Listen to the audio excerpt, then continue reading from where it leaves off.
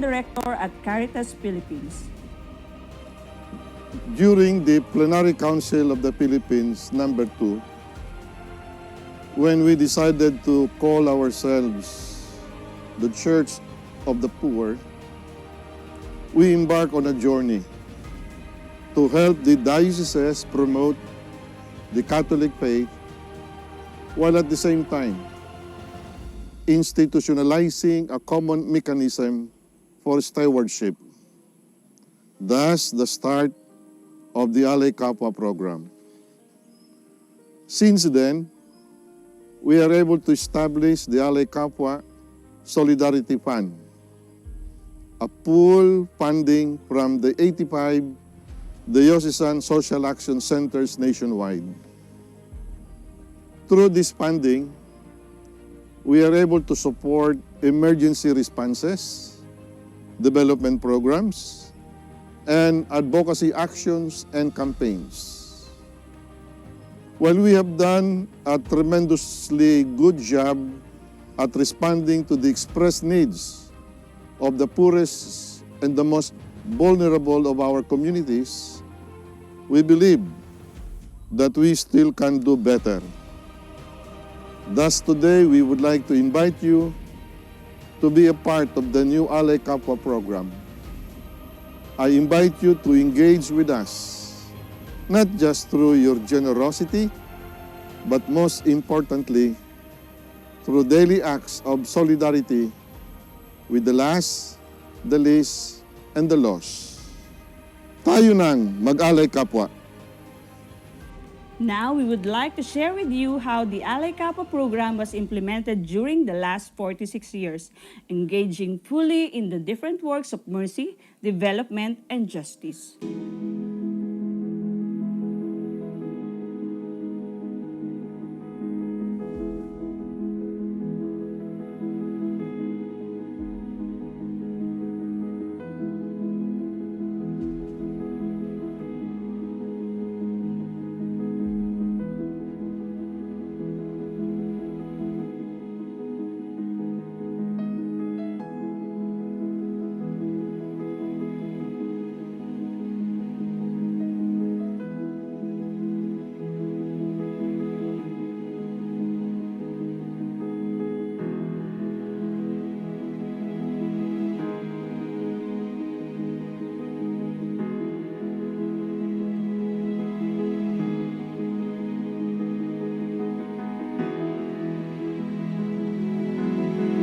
Since 1975, our Alay Kapwa program has grown a lot in terms of reach, implementation, and influence. With our celebration of the 500 years of Christianity in the Philippines, we deem it timely to reintroduce Alay Kapwa to the Filipino public. Alay Kapwa was set up as the Lenten Evangelization and Resource Mobilization Program of the Catholic Bishops' Conference of the Philippines. This World Day of the Poor, through Caritas Philippines and the Social Action Network, we are relaunching the Legacy Stewardship Program of the Catholic Church, inviting everyone to share in the mission of doing constant works of mercy, development, and justice. Taking great inspiration from the communities we serve, this is the new face of Alay Kapwa.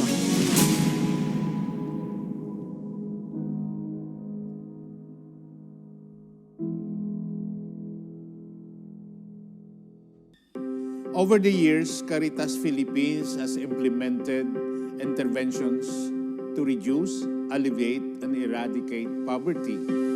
Starting this year, we are going all out to reach our poorest and most marginalized families and communities.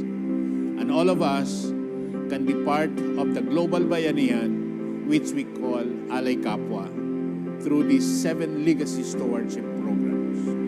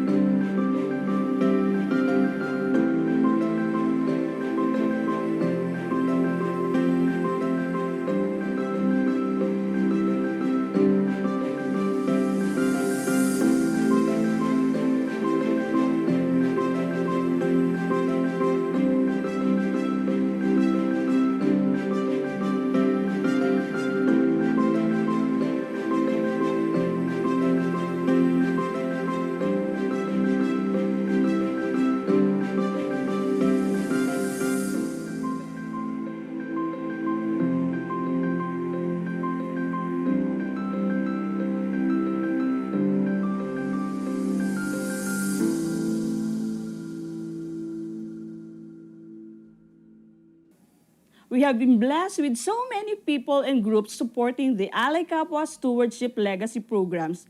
Let's get to know some of them.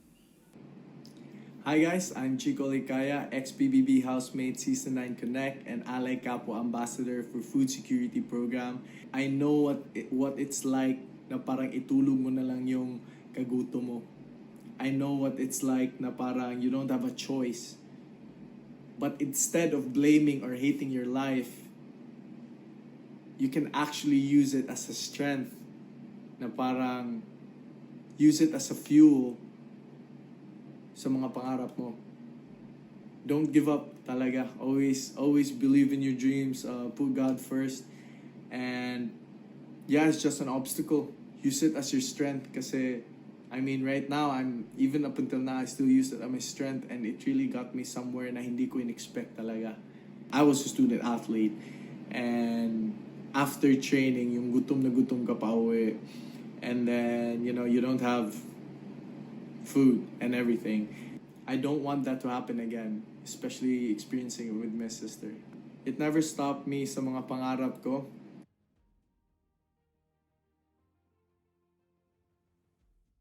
Good day to everyone.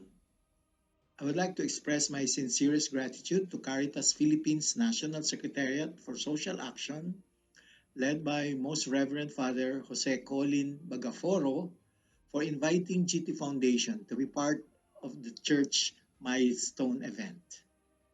The 5th Annual World Day of the Poor and the launch of the Alay Kapwa Legacy programs.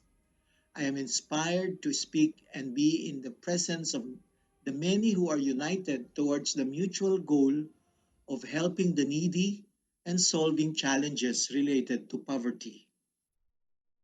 In the Gospel of Mark, Jesus said that, and I quote, "The poor you will always have with you, and whenever you want, you can do good to them, but you do not always have me," unquote. All of us are called to be generous to our poor countrymen, without condition and expectation of anything in return. We are called to be stewards of our time, talent, and treasure, and take care of each other by sharing among ourselves the resources that God has generously given us. It is with this call that the GT Foundation anchors its major thrusts. The Bags of Blessing, or the BOB, is one of the Foundation's flagship programs that seeks to reach out to many of our brothers and sisters who are in need.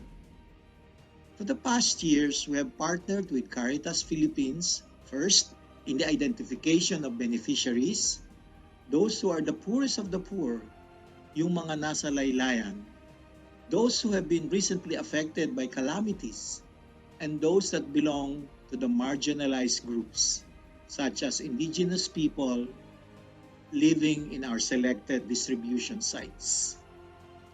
We also engage our volunteers in the preparation of a gift-giving program that aims to distribute 10,000 specially designed red bags containing assorted, carefully selected grocery items. These bags are seen to provide food support for a family of 5 persons for 3 to 4 days. As it concluded its 9th year of implementation, the Bags of Blessing has transcended from a simple, customary celebration of Chinese New Year to a tradition of spreading love and generosity. We strive to work with socially aware and compassionate institutions like Caritas to respond to the Pope's call of, and I quote, "becoming an ever greater sign of Christ's charity for the least and those most in need," unquote. May the good Lord bless and guide us as we rally on our mission of spreading God's goodness and love. We wish Caritas Philippines success in all your endeavors. Together, we are truly gifted to give. Maraming pong salamat sa inyong lahat. Good morning.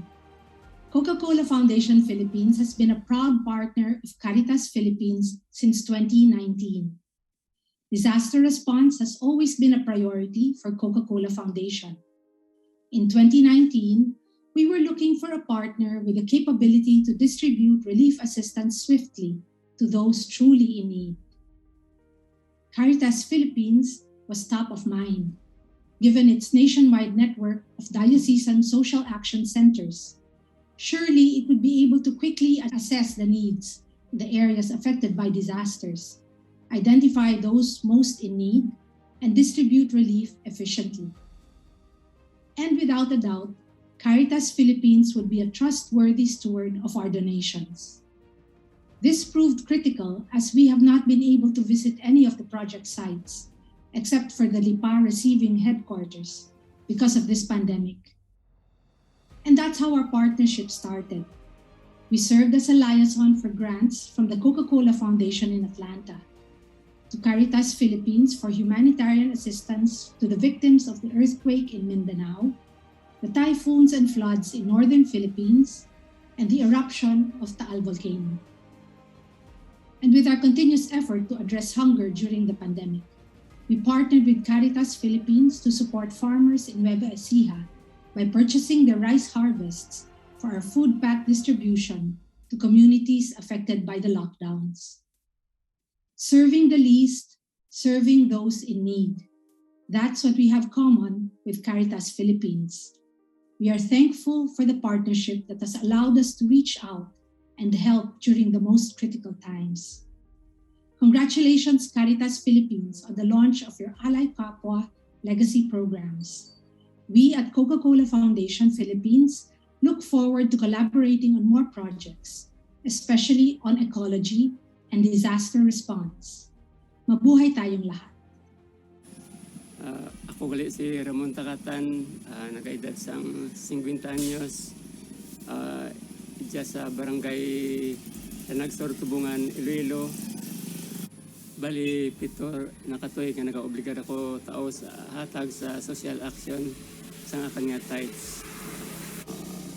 Bali, isa lang ako ka manguma sa umalang naga-obra, pero bisan nga sa umalang kita nag-obra, pero malipay makita nga naga-tao kita sa atin nga bali blessing man nga sa atin sa gamay lang kita. Malipayon makita nga tao kita sa simbahan. Ako si Noel Ong, 52 years old. Ako na kwan sa pagbulig, gaw malipayon, gaw ako nakabulig ka. Kay ang Ginoo matutuod ginaga-ubay simo. Pag umpisa sa ako ng negosyo sang power pot, ang akong kapital 30,000 lang. Subong nag times 10 ang akong kapital. Nakakuha ko to kay taga Domingo, nagapamati ko na kay Padre Oso. Ginabay ko lang tagaga kay Padre Oso. Nakadto ka to? Magmisa sa taga Domingo. Ginabike mo sa taga diin ka no? Nagkagapulit. Kalumpang. Halin sa Kalumpang, ginabike mo ka kato simbahan, kaya ginahatag mo imubulig to kay Monsignor. Taga antes sa magsugod sa misa. Antes sa misa. Ang pagka-June kung start mo June. Sinila nga to egg? June, gamusang kwan. Di ano ang kada hatag mo sa opisina? Mga end of the month lang End of the month. Kaya tipon-tipon ko pa ako niya na. Di ang ginahatag mo sa opisina, di na mahalin nung? Sa mga ginansya ko niya. Sa amo ni, sa gapang luto mo. Sige. Ginashare ko lang blessing ko. Bababong sa una, nagabulig ko pero may ginapangayo ko sa Ginoo, baylo. Subong yung ay.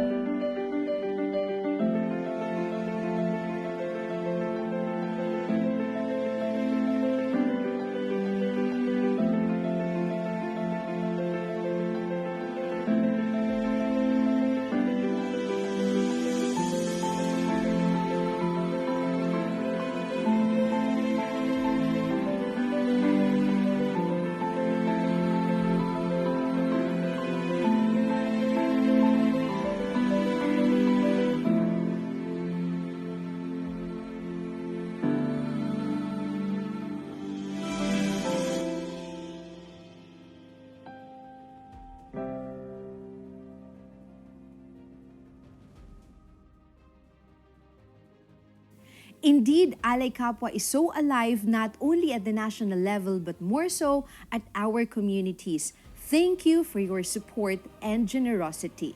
The full institutionalization of the Alay Kapwa program was mandated by the Catholic Bishops' Conference of the Philippines. Here with us today is Archbishop Romulo Valles, the current CBCP president, to explain to us how we are continuing and the strengthening of the Alay Kapwa program in the dioceses.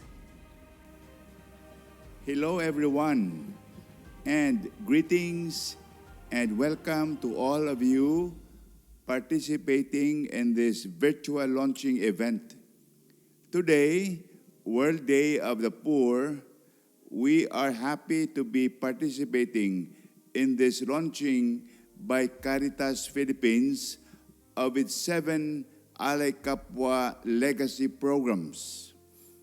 It is good to recall and remember that Alay Kapwa was established by the mandate of the CBCP in 1975.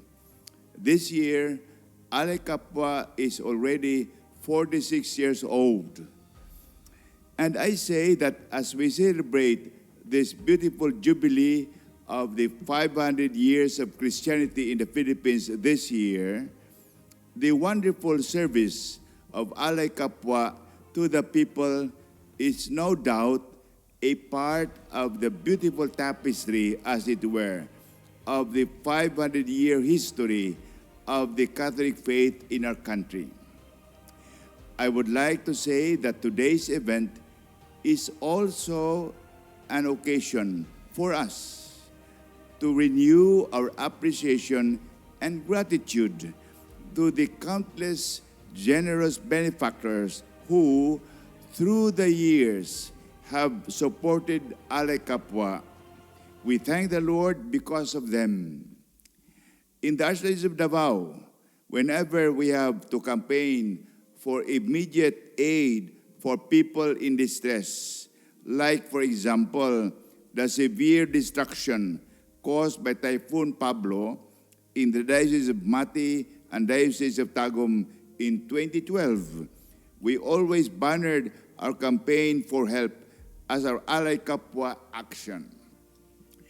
I am happy that our Alay Kapwa program and its vigorous campaign is very much alive and very much a part of our church's ministry today. And a testament to this is the launching event that we are celebrating today. God bless you all, and mabuhay ang Alay Kapwa.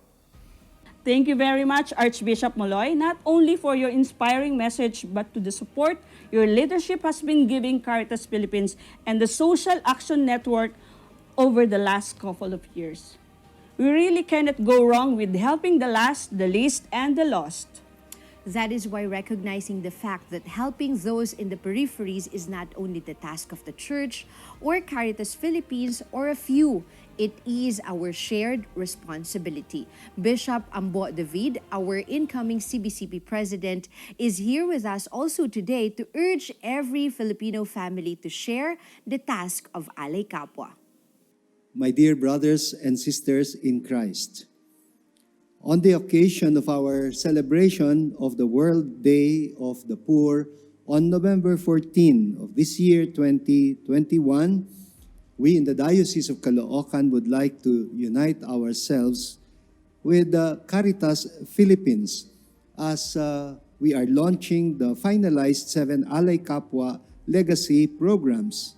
The programs for the Youth Educational Assistance Program, Health and Nutrition, the Family Feeding Program, Livelihoods, Community Social Enterprises, Self-Help Groups, Sustainable Agriculture and Food Security, Institutional Capacity Building, Caritas Philippines Academy and Community Schooling, Ecology, Good Governance and Justice and Peace, and lastly, Disaster Risk Reduction and Management.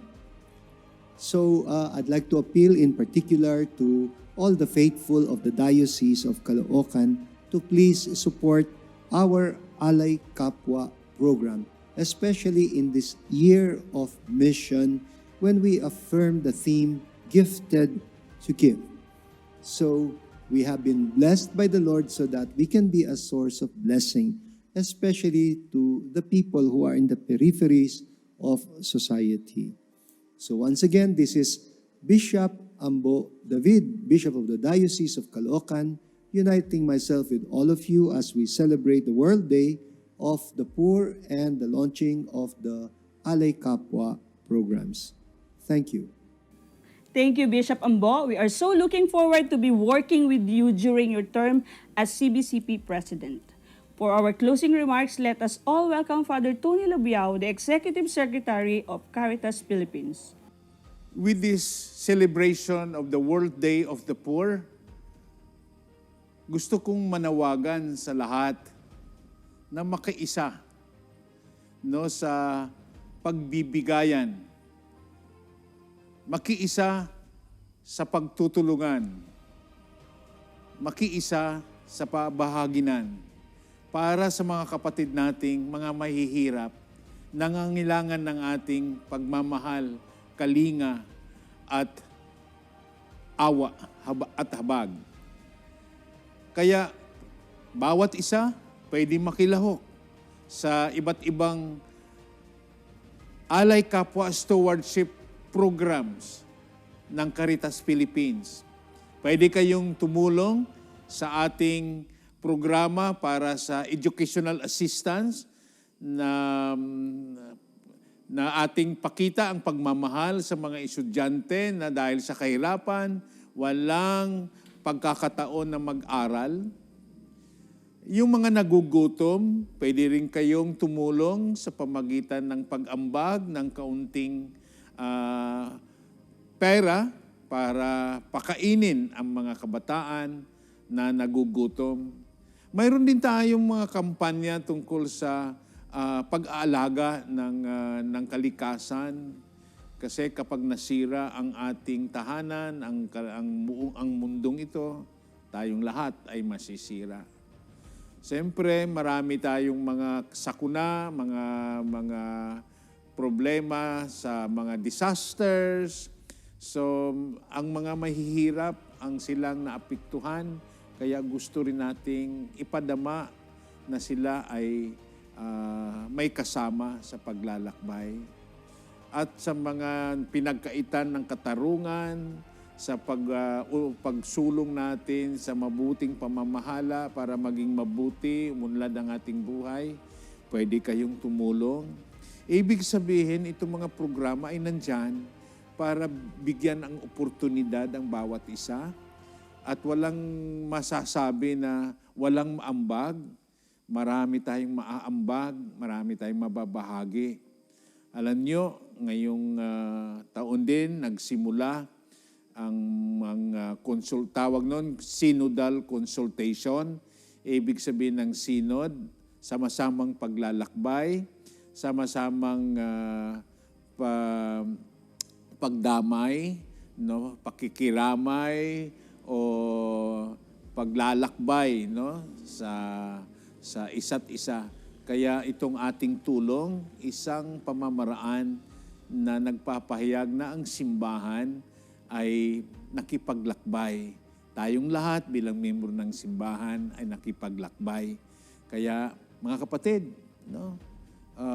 mayroon kang may ambag, ipadama ang iyong pagmamahal sa Diyos sa pamagitan ng pakikiisa, pakikilahok, pagsuporta sa ating Alay Kapwa programs sa Caritas Philippines. Maraming salamat po at God bless you all. Thank you very much for spending a few minutes of your day with us. We are very much looking forward to be meeting you one way or the other. Ating laging tatandaan, ang ating kapwa ay ating pananagutan, kung kaya atin pong ipagpatuloy ang ating pagmamalasakit, Pagbabahagi at pag-aalay kapwa.